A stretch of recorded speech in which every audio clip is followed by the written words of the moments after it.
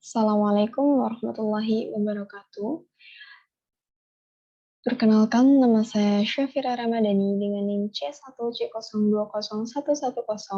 Di sini saya akan menjelaskan materi perpajakan dual yang selanjutnya, yaitu mengenai PPh wajib pajak badan dengan dosen pengampu yaitu Bapak Wirmi Eka Putra.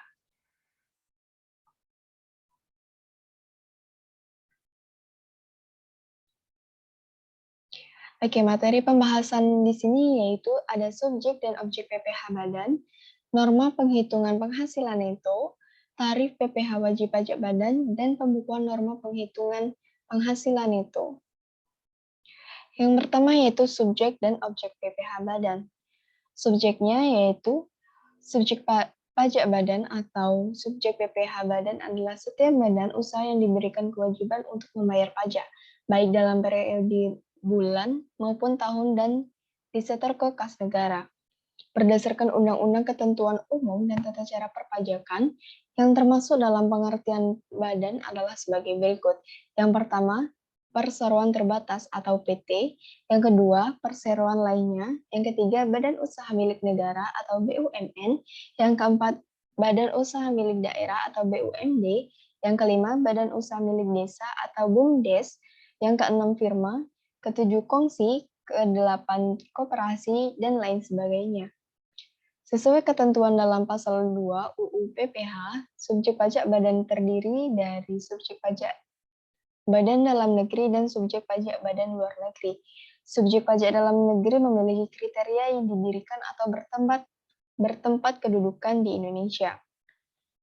Subjek pajak badan luar negeri merupakan badan yang tidak didirikan dan atau tidak bertempat kedudukan di Indonesia, yang menerima atau memperoleh penghasilan di Indonesia dengan atau tanpa adanya bentuk usaha tetap di Indonesia. BUT adalah bentuk usaha yang dipergunakan oleh badan yang didirikan dan tidak bertempat berkedudukan di Indonesia untuk menjalankan usaha atau melakukan kegiatan di Indonesia yang dapat berupa tempat kedudukan manajemen, cabang perusahaan, gedung kantor, bengkel, kantor perwakilan, pabrik, gudang, dan lain sebagainya.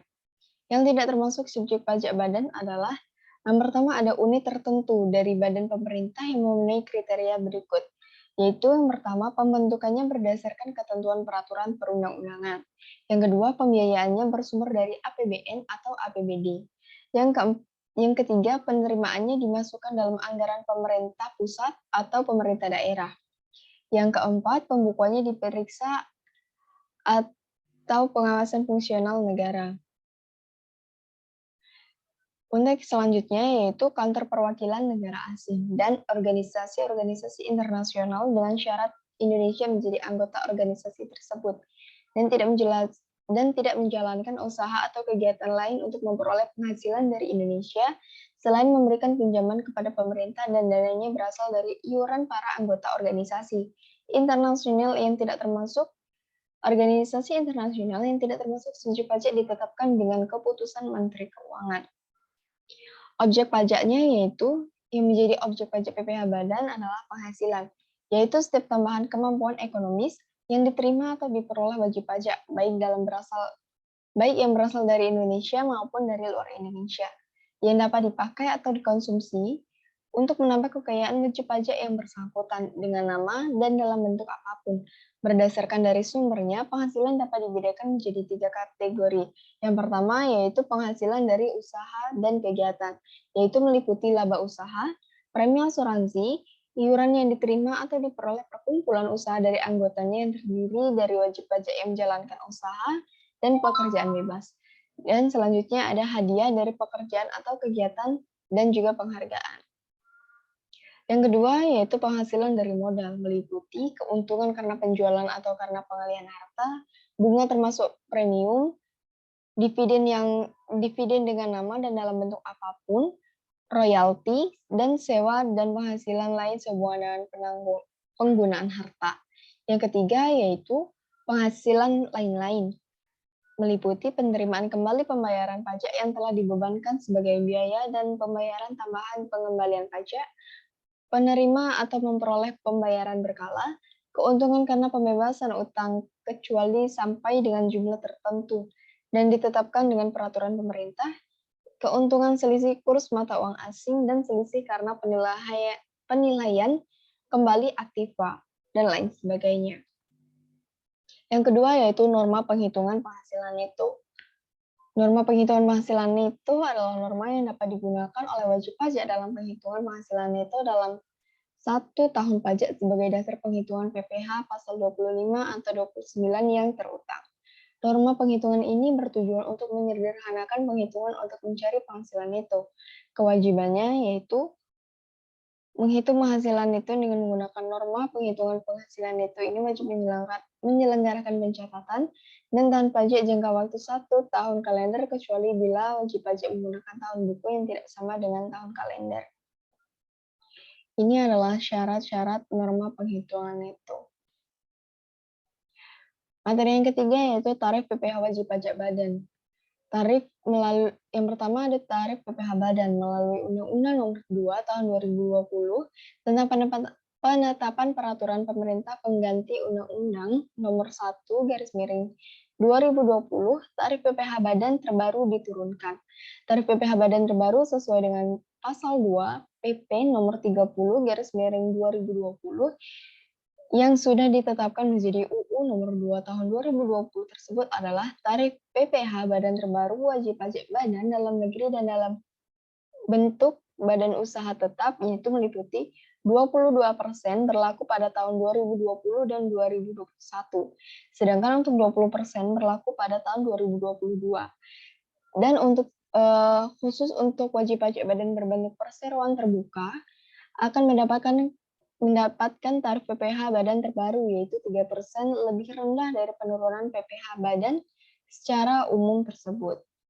Untuk syarat perusahaan terbuka atau perusahaan TBK dapat tarif 3% lebih rendah dari PPh badan secara umum tersebut, yaitu harus meliputi wajib pajak dalam negeri, berbentuk perseroan, jumlah keseluruhan saham yang disetor diperdagangkan pada bursa efek di Indonesia paling sedikit 40%. Yang keempat, memenuhi persyaratan tertentu yang telah diatur dalam ketentuan peraturan perundang-undangan perpajakan.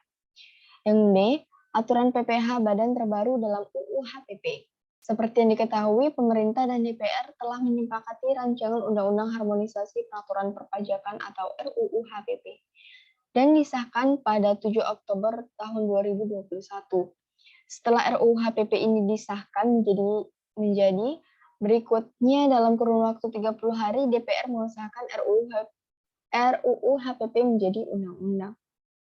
Artinya, tarif PPh badan terbaru ini lebih tinggi 2% dibandingkan tarif PPh badan versi peraturan sebelumnya pada Undang-Undang Nomor 2/2020 sebesar 20%.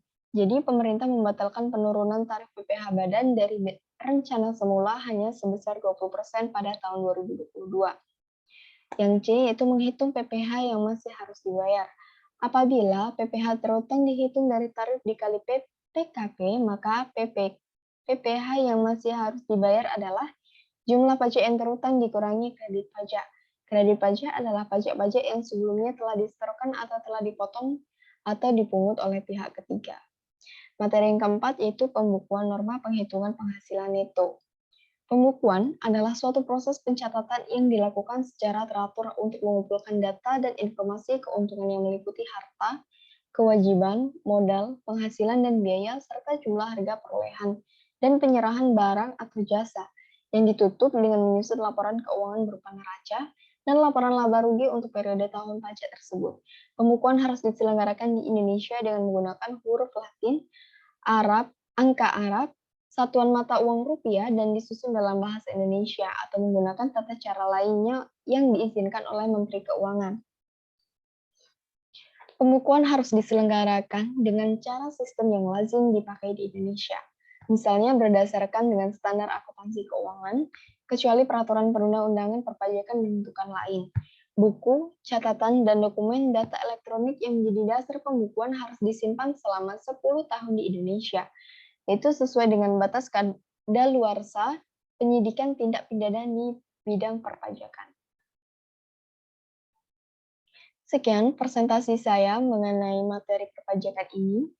Kurang lebihnya saya mohon maaf. Saya akhiri wallahul muwaffiq ila aqwamit thoriq. Wassalamualaikum warahmatullahi wabarakatuh.